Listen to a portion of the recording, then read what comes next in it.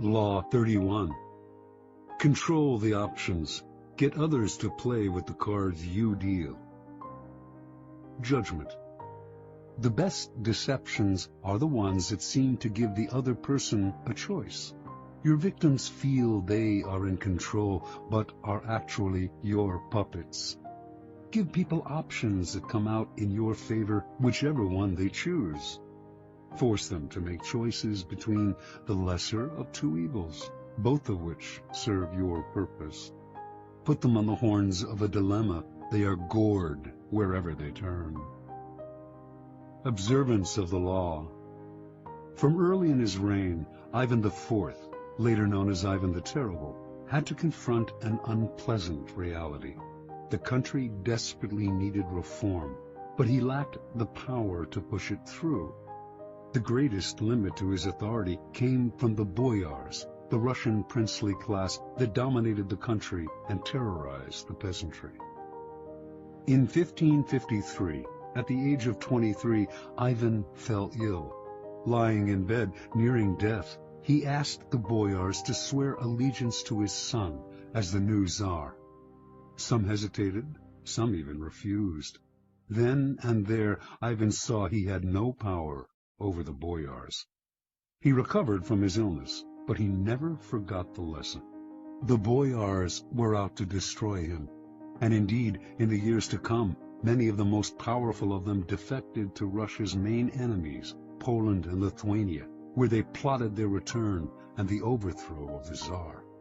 Even one of Ivan's closest friends, Prince Andrei Kurbsky, suddenly turned against him, defecting to Lithuania in 1564 and becoming the strongest of Ivan's enemies.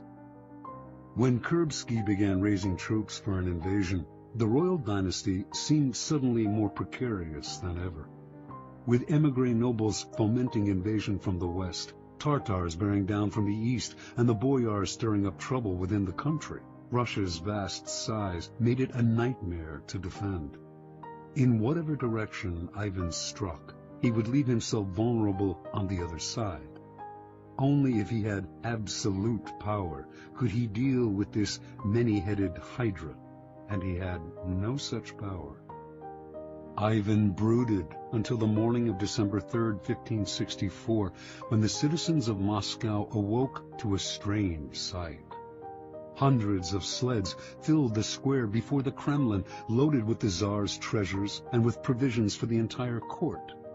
They watched in disbelief as the Tsar and his court boarded the sleds and left town.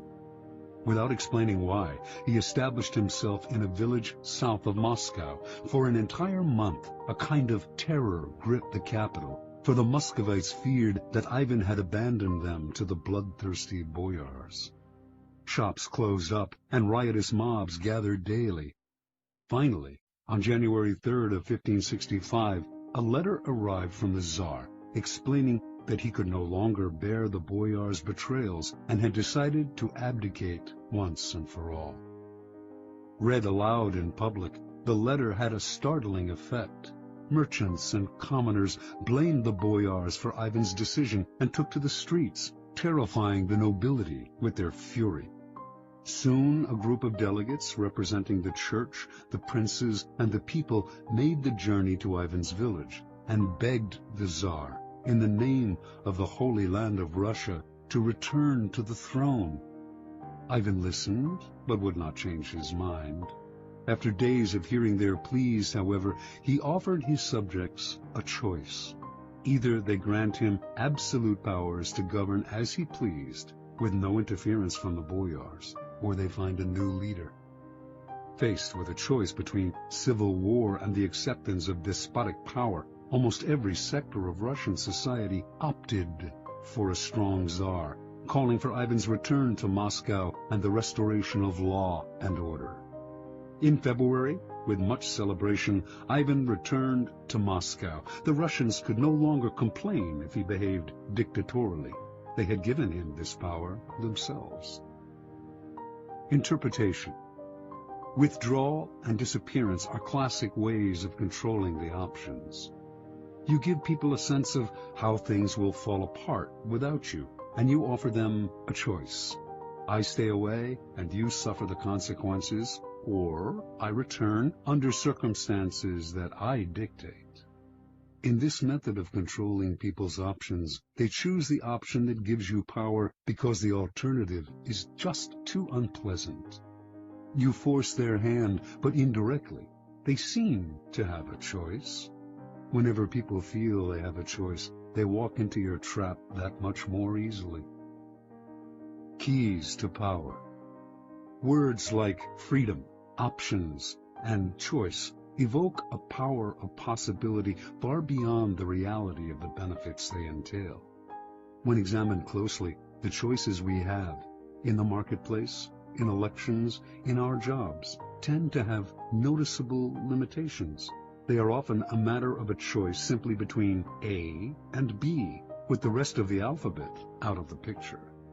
Yet, as long as the faintest mirage of choice flickers on, we rarely focus on the missing options. We choose to believe that the game is fair and that we have our freedom. We prefer not to think too much about the depth of our liberty to choose. This supplies the clever and cunning with enormous opportunities for deception. For people who are choosing between alternatives find it hard to believe they are being manipulated or deceived. They cannot see that you are allowing them a small amount of free will in exchange for a much more powerful imposition of your own will. Setting up a narrow range of choices, then, should always be a part of your deceptions. There is a saying, if you can get the bird to walk into the cage on its own, it will sing that much more prettily. The following are among the most common forms of controlling the options. Color the choices. This was a favored technique of Henry Kissinger. As President Nixon's Secretary of State, Kissinger considered himself better informed than his boss and believed that in most situations he could make the best decision on his own. But if he tried to determine policy, he would offend, or perhaps enrage, a notoriously insecure man.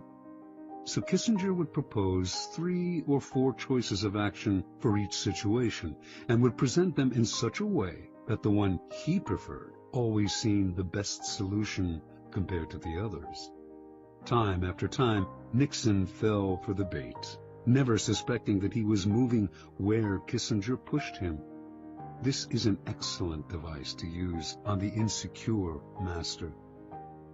Force the resistor. This is a good technique to use on children and other willful people who enjoy doing the opposite of what you ask them to. Push them to choose what you want them to do by appearing to advocate the opposite. Alter the playing field. In the 1860s, John D. Rockefeller set out to create an oil monopoly. If he tried to buy up the smaller oil companies, they would figure out what he was doing and fight back. Instead, he began secretly buying up the railway companies that transported the oil. When he then attempted to take over a particular company and met with resistance, he reminded them of their dependence on the rails. Refusing them shipping or simply raising their fees could ruin their business. Rockefeller altered the playing field so that the only options the small oil producers had were the ones he gave them. In this tactic, your opponents know their hand is being forced, but it doesn't matter. The technique is effective against those who resist at all costs. The shrinking options. The late 19th century art dealer Ambrose Vollard perfected this technique. Customers would come to Vollard's shop to see some Cézannes. He would show 3 paintings, neglect to mention a price, and pretend to doze off. The visitors would have to leave without deciding. They would usually come back the next day to see the paintings again, but this time, Vollard would pull out less interesting works, pretending he thought they were the same ones. The baffled customers would look at the new offerings, leave to think them over, and return yet again. Once again, the same thing would happen. Vollard would show paintings of lesser quality still. Finally, the buyers would realize they had better grab what he was showing them because tomorrow they would have to settle for something worse, perhaps at even higher prices. A variation on this technique is to raise the price every time the buyer hesitates and another day goes by. This is an excellent negotiating ploy to use on the chronically indecisive, who will fall for the idea that they are getting a better deal today than if they wait till tomorrow. The weak man on the precipice. The weak are the easiest to maneuver by controlling their options. Cardinal de Retz, the great 17th century provocateur, served as an unofficial assistant to the Duke of Orleans, who was notoriously indecisive. It was a constant struggle to convince the Duke to take action. He would hem and haw, weigh the options, and wait until the last moment, giving everyone around him an ulcer. But Retz discovered a way to handle them. He would describe all sorts of dangers, exaggerating them as much as possible, until the Duke saw a yawning abyss in every direction except one, the one Retz was pushing him to take. This tactic is similar to color the choices, but with the weak, you have to be more aggressive. Work on their emotions, use fear and terror to propel them into action. Try reason, and they will always find a way to procrastinate. The horns of a dilemma. This idea was demonstrated by General William Sherman's infamous march through Georgia during the American Civil War. Although the Confederates knew what direction Sherman was heading in, they never knew if he would attack from the left or the right, for he divided his army into two wings, and if the rebels retreated from one wing, they found themselves facing the other. This is a classic trial lawyer's technique. The lawyer leads the witness to decide between two possible explanations of an event, both of which poke a hole in their story. They have to answer the lawyer's questions, but whatever they say, they hurt themselves. The key to this move is to strike quickly, deny the victim the time to think of an escape. As they wriggle between the horns of the dilemma, they dig their own grave. Understand, in your struggles with your rivals, it will often be necessary for you to hurt them. And if you are clearly the agent of their punishment, expect a counterattack. Expect revenge.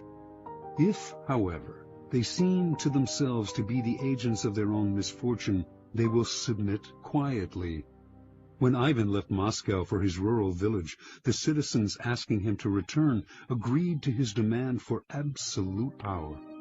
Over the years to come, they resented him less for the terror he unleashed on the country, because, after all, they had granted him his power themselves. This is why it is always good to allow your victims their choice of poison and to cloak your involvement in providing it to them as far as possible.